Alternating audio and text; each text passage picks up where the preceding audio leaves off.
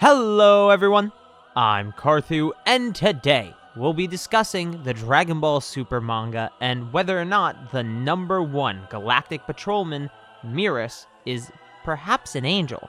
This popular theory has been floating around, so let's dive into it now.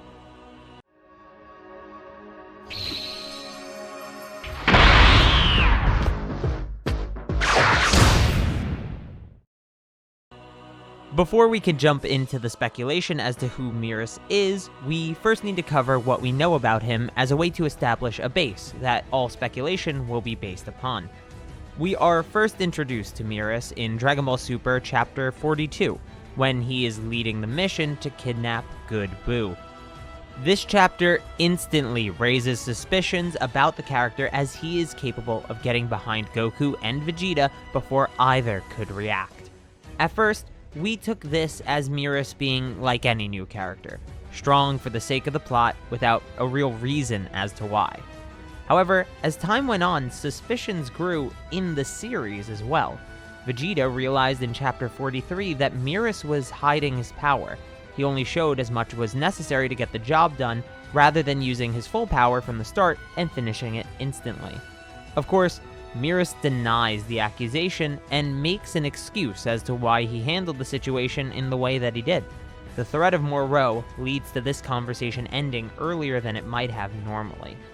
This initial confrontation with Moreau is actually fairly long, but comes to an end by Chapter 51.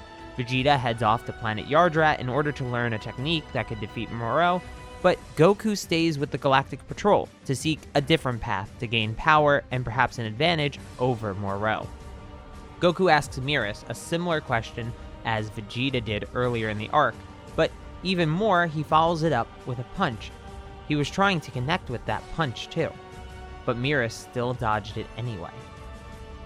Goku is seemingly unsurprised by this, and says that he wants to spar with Merus, which leads to the infamous scene of Goku not being able to land a single hit on Merus in Super Saiyan or Super Saiyan 3, and being pushed to Super Saiyan God. Though he couldn't try that form due to the damage being caused to the training room they were sparring in. This leads to Goku asking Merus for some training in the hopes that this will lead to better understanding and mastering of Ultra Instinct, which Goku could use to potentially defeat Moreau. This is where we get to today's chapter, Dragon Ball Super Chapter 52. Goku and Merus have moved to a more remote planet in order to train outside the confines of the Galactic Patrol training room. And when we first see them, Merus is wielding a staff, and he further explains Ultra Instinct to Goku, which proves that he knew about the technique from the beginning.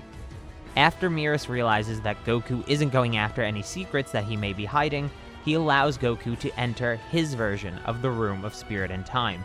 In this place, Merus can show off his true power and truly train Goku towards Ultra Instinct.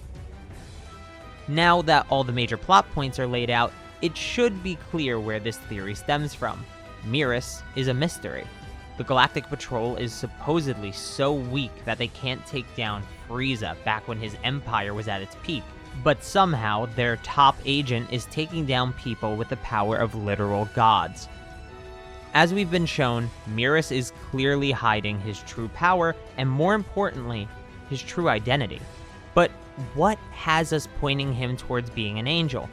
Well, to start with the basic and most obvious, his design and color palette are very similar to that of an angel.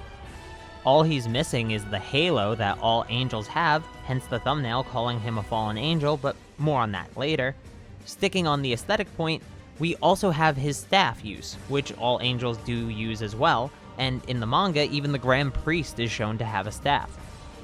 As the final and probably most important aesthetic point, when training with Goku, Merus took up the fighting pose that Whis took when training Goku as well. This further connects the fighting style of the angels and Merus, even seeming to be a direct reference to Whis at the very least. Beyond aesthetics though, the knowledge of Ultra Instinct is just very suspicious. No normal mortals seem to know about Ultra Instinct, and the ones that do saw Goku use it in the Tournament of Power, So some random space cop knowing about the technique that is beyond the gods of destruction is very suspicious. Now, I'm preempting that some of you guys may be arguing that Master Roshi and all of Goku's old masters knew something of Ultra Instinct, as was pointed out in the Tournament of Power arc in the manga, but that's not entirely accurate.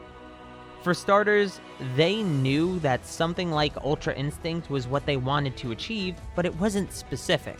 More conceptual than anything, really. Even further, Merus knows Ultra Instinct by name since Goku didn't say the technique's name in the first place. Merus did. As I mentioned earlier in the summary portion of this video, Goku figured out from Merus' description of Ultra Instinct, and him knowing the name of the technique in the first place, that Merus already had prior knowledge of what Goku was seeking. Merus even admits to this. So it's not as simple as a martial artist seeking to achieve perfect movement. With those two major points said, that's really the crux of the reasoning here, so let's move on to speculation. As we know, there were originally 18 universes, not 12, but Zeno destroyed 6 of them for some reason. Going by the events prior to the Tournament of Power, we can assume that the angels would be recalled from these 6 universes before Zeno destroyed them. In the manga, it was clear that Zeno planned to destroy the 8 competing universes in the Tournament of Power before the tournament was even a thing, but before he did, the Grand Priest was going to recall all the angels. This means we should have at least 6 angels without a home. But why would Merus be in the Galactic Patrol in Universe 7? As for the Galactic Patrol part, your guess is as good as mine. I have nothing as of right now. Perhaps he just wanted to help a universe with a lower mortal level. However, Universe 7 being the universe he stays at could make sense if the universes weren't originally pairs. Instead, they were triplicates. This would mean that the universe that Merus was originally from was paired with universes 6 and 7, then he may have just got to pick which one he goes to hide away in until a new universe is formed for him to work in.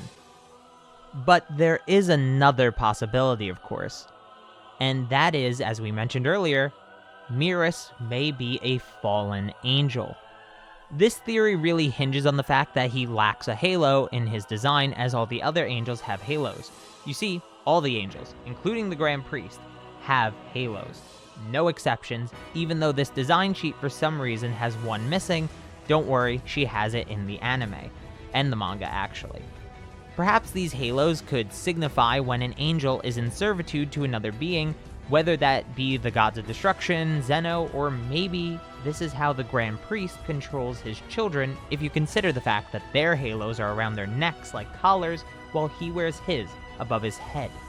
That's all speculation for another time though, but just know that the halos are around the necks of the angels in servitude even after their universes and gods of destruction were erased. This could mean that Merus chose to abandon his life as an angel, forgoing an eternity of servitude in search of something more, hiding away in Universe 7 as a normal Galactic Patrolman, never revealing his true power, as that may make it obvious where he is to the Grand Priest and Zeno. Now, that's obviously all speculation, but before I finish off the video, I do want to go into this smaller theory that I saw bouncing around while I was writing this video, and it doesn't have to do with Merus being an angel.